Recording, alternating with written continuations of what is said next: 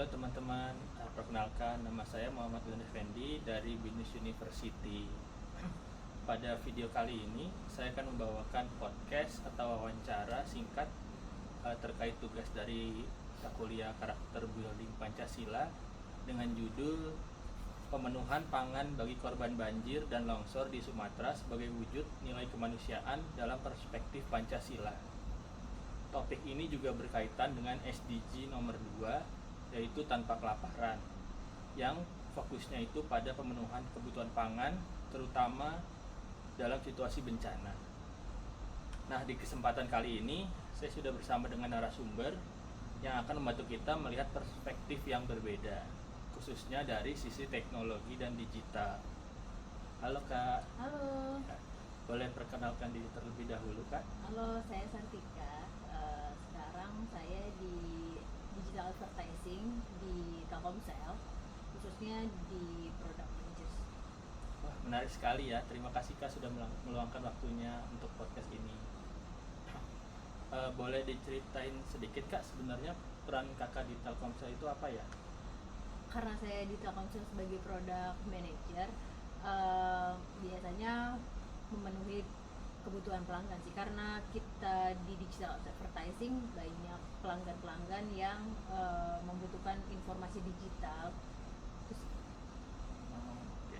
Berarti memang sangat dekat dengan kebutuhan pengguna atau masyarakat ya? betul. Oke, kalau dikaitkan dengan bencana nih Kak, menurut Kakak bagaimana sih peran teknologi dalam membantu penanganan bencana? Sebelumnya saya turut prihatin atas bencana yang terjadi di Sumatera.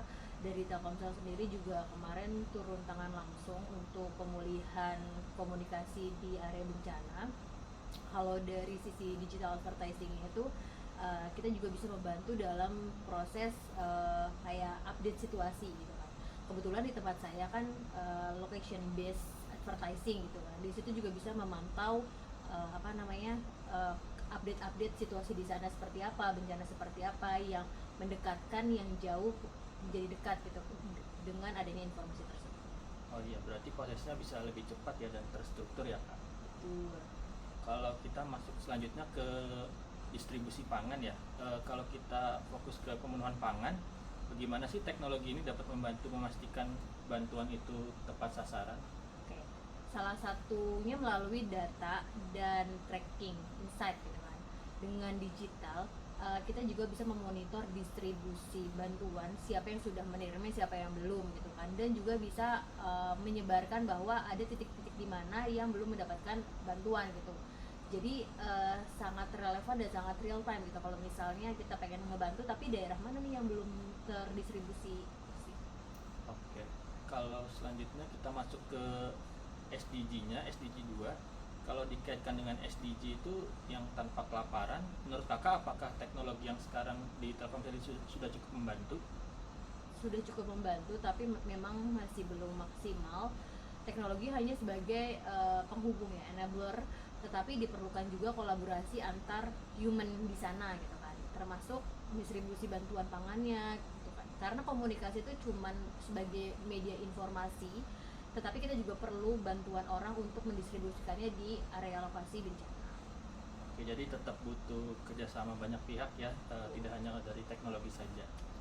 Oke, selanjutnya masuk ke bagian Pancasilanya. Menurut Kakak, bagaimana sih nilai kemanusiaan dan gotong royong itu bisa diwujudkan melalui teknologi? Nah, karena di Indonesia itu orang-orangnya mostly pada guyup, jadi gotong royong itu sangat penting. Walaupun teknologi saat ini masif banget, sekarang kan banyak AI dan digitalisasi di dua era saat ini tinggi sekali, tapi tetap manusia itu harus bisa merge dengan teknologi yang ada gitu. Jadi gotong royong itu harusnya bisa berkolaborasi dengan AI saat ini. Wah, menarik sekali ya Kak, ternyata nilai Pancasila ini tetap bisa diterapkan melalui teknologi ya. Betul. Nah, terakhir Kak, mungkin ada pesan untuk mahasiswa seperti kami terkait peran kita dalam membantu masyarakat terdampak bencana.